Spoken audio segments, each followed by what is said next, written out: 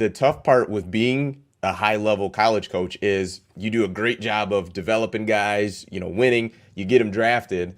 Now you got to start back over to replace those guys. Now you got to develop even more guys. And, so it's a consistent process that you have to, it's just nonstop. It's ongoing. And the better you do, it almost is the more difficult your job is because, you develop a guy like Aiden Hutchinson and Dax Hill and Ojabo, and now you've got to replace guys that well, so play that well. So it's a difficult thing to do, but the high level guys do it really well. And if anything, he's been fortunate that he's been able to produce NFL players, but they've stuck around for the 4 years.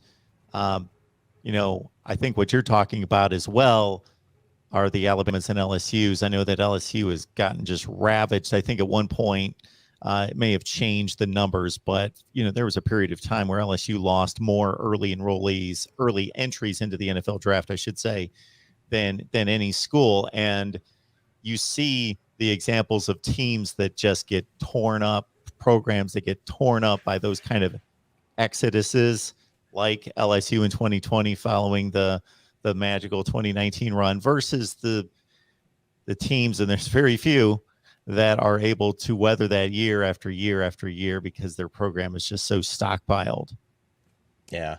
And you wonder how that is going to impact a team like Georgia, who I believe had a record. I think it was a record of defenders drafted in maybe draft picks. I can't remember specifically what it was. 7-round draft. Yeah. Okay.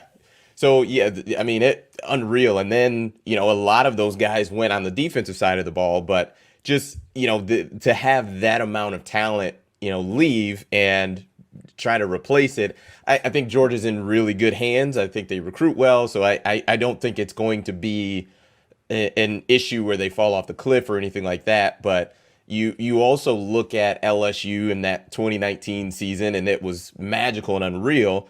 And then you follow it up with going 500. Now, I think a good chunk of that had to do with quarterback play and just a lot of things behind the scenes going on at LSU. But nonetheless, that's a pretty recent tale of, this is harder than some of these coaches make it seem.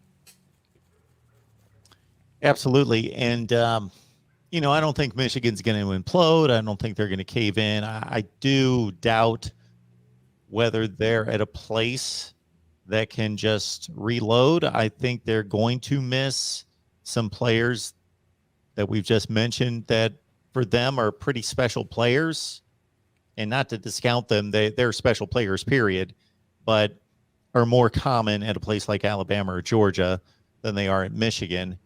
And, I may be proven wrong. And again, I'm not predicting 6-6 this year. I'm just saying that it's going to be quite a bit to overcome. The schedule plays into their hands. So, and how quickly college football coaches and staffs, the coaching staff, need to develop these teams. And if you do catch a scheduling break like Michigan has this year, you can turn a team into a much different team in week 6 or 7 than they were in week 1.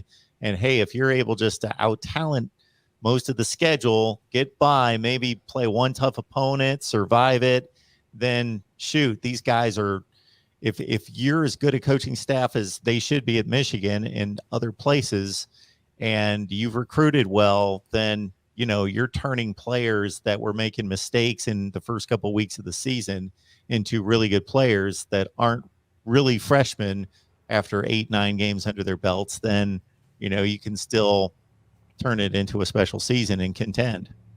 Yep.